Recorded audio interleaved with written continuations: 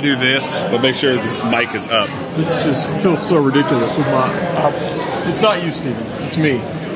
Nick will do it. Nick will do it like this and cover up the whole mic. Yeah, it looks like so it looks like it's just his fist. So you gotta stress that there's a mic here. Look at everybody's rolling up. You're live. We're live. Everyone's live.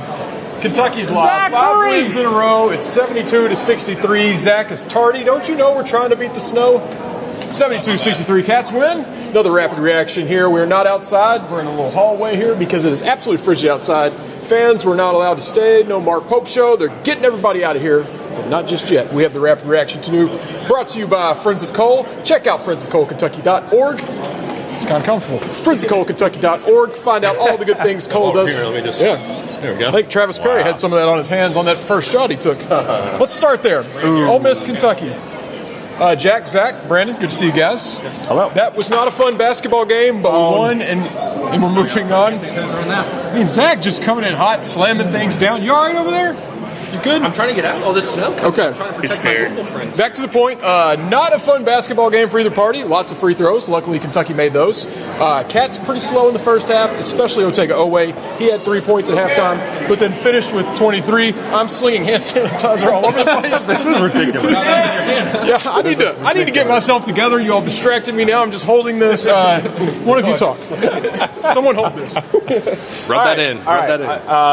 Not a fun game. Did not enjoy that. I'm glad we can complain about the officiating in a win, so it doesn't look like sore loser. But two straight games. What a bore, man. God, just whistle. Combined like 60 free throws. It absolutely insane. The pace of this game, the shot selection, all horrible. But the only thing that matters, Otega Owe takeover down the stretch. He was awesome. Shot selection got a little iffy with him in particular late. But then Colin Chandler gets the dagger, gets the ice in his veins to stick with the weather theme for all of us. But how about Colin Chandler? Three straight games in double figures. Yeah, massive shot for him down the stretch there. Someone needed to hit a shot because Kentucky went on like a 4 minutes field goal drought at the worst time possible, kind of allowed Ole Miss to creep back into the game. But massive shot from Colin Chandler. I want to say, as ugly as that game was, let's just all be happy that we're not rooting for Ole Miss, because if I had to cheer for 25 mid-range turnaround jump shots all game long, I would. Zoom action would not be nearly as fun. It would have a different name. Yes, it would have a different name. Yeah, it would be called the Chucker Show, and we'd hate every second of it. So it was absolutely brutal to watch. I mean, it's disgusting, absolutely disgusting basketball from Ole Miss. Took the worst shots you can imagine. Had 25 fouls to Jack's point. I think there was only 17 for Kentucky. It felt like they had more. A couple just terrible calls. But yeah, Otega Owe, massive second half from him. He finally decided to wake up. It did feel like maybe there was something to the breakfast ball. Like maybe they had a pancake too many this morning, because they came out of the gate very slow. Indeed they did. Brandon, yes. How are you feeling about a fifth straight victory for the Cats? Feels good. I said after every game, Never apologize for winning. This is a perfect example of that. I mean, that was a ugly as sin game. Like, that was not fun to watch. I love basketball. I was not really enjoying that experience. Watching AJ Storr play basketball, I can't wait for him to be done. Is an ugly. Was he in his seventh, eighth year? Yeah. I'm tired of watching him. It's a mid-range jump shot fiend, like you said. Yeah, he probably will. But I thought a couple things, seriously, for Kentucky. They came out with some urgency defensively, and they executed a defensive game plan pretty darn well. Like, they made it hard on Dia. They made it hard on Storr. They really took them away from three until 23 got going, some there in the second half.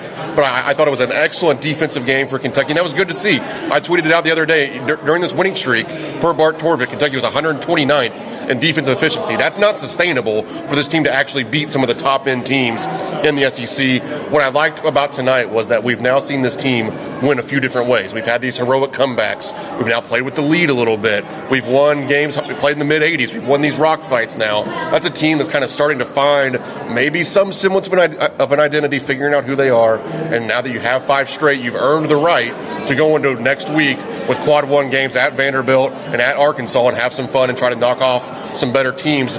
This week was about preserving your resume. Next week's about building your resume. And now, because we preserved it, you get to go build it. Let me see, Mike. I don't usually do this, but the refs definitely had Ole Miss 9.5, right? I'm not normally that guy. Maybe they had 10.5. It got to 11.5. The officiating, I'm making that a point. That was awful. That was absolutely awful. The hook at the end there was pretty egregious. And Storr's push, I mean, what are we doing? Oh, on Colin Chandler at the end there? Yeah, Colin Chandler just There we go. The hair, too. I like nice that. hair. Yeah, there was some just terrible, egregious foul calls there at the very end, but Had to let that. Hey, this was a very booey crowd. They were letting the refs know. They were letting Travis know. I thought Travis Perry would get a sprinkling of boos. Did anyone foresee every time he would touch the ball? I did not. I think Steven and I Jack did, to his credit.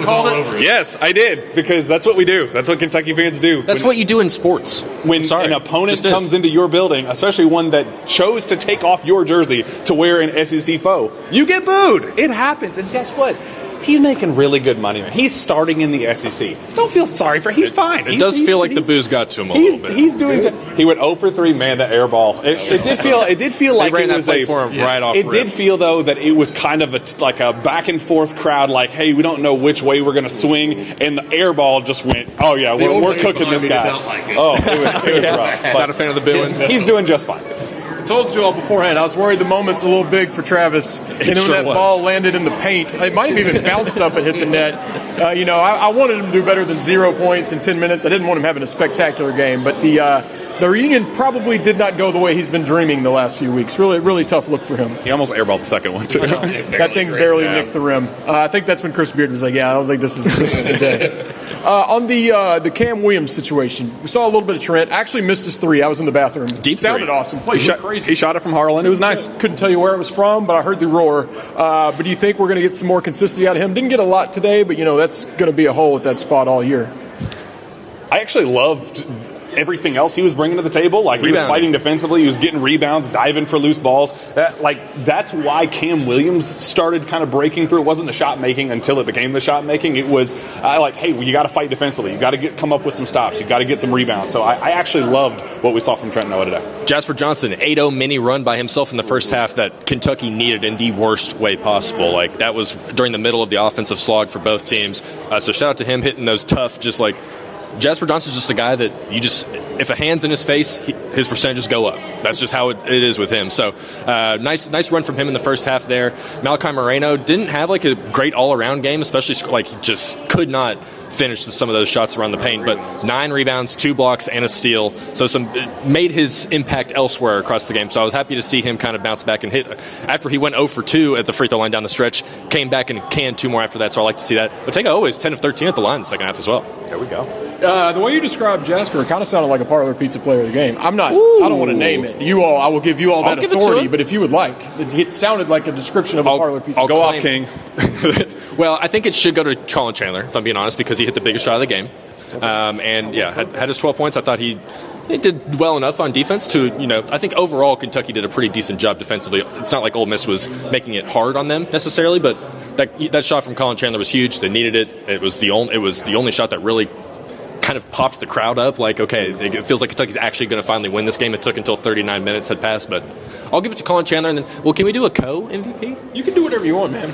There's no rules. 2 toppings on the we are calling it a co-MVP. Co-MVP, Jasper Johnson and Colin Chandler. Good for them. The only other 2 double-digit scorers outside of Ortega Owe. What's your favorite thing from Parlor Pizza? Well, when I went there, we had a couple different wings. Smoked wings. They were good, and house made delicious. Big wings. Yeah, we had I think we had the hot honey pepper, the one that you talk about every single time, and we do this. Very good. Yeah. So I'll say the wings were Colin Chandler, and the pizza was Jasper Johnson. We almost had a pepperoni bomb. That's my favorite thing there. Jack loves the pepperoni bombs. I would know. Yelovich almost two-handed dunking on those guys. We don't really celebrate much, press row. I mean, occasionally we can't help ourselves. You might have seen me running. We were swag surfing, Jack and I, actually, coming soon to the YouTube That was right after the Owe big dunk too. That really wanted that moment for him. He had a big 3 early. He was getting bullied on the boards. I mean, they're just ripping the ball out of his hands, but he fixed that up pretty quickly. Up next, back on the road. You guys going? What's the road trip look like? It depends on the snow. And in fact, I just got a message from my wife. So, Stephen, you won't like this. Snow has officially started falling in Shelbyville, and the Louisville area. So we do need to get out of here relatively soon. But it depends on the snow. If it is, we can get out of our homes, then yes, we will be down in Nashville. But if not, then we will not. Well, that note, we should leave because I don't want these guys getting in trouble with their wives. We're local. We'll get home in time. But I'm walking. You all got to get to all your places. Thank you all for watching at home. You all stay safe. I don't know what we're going to get, but apparently it's almost here. Fun day for the Cats. 5 wins in a row on the road next week. Let's keep it going. For now, we're signing off. Drew, Jack, Zack, Brandon.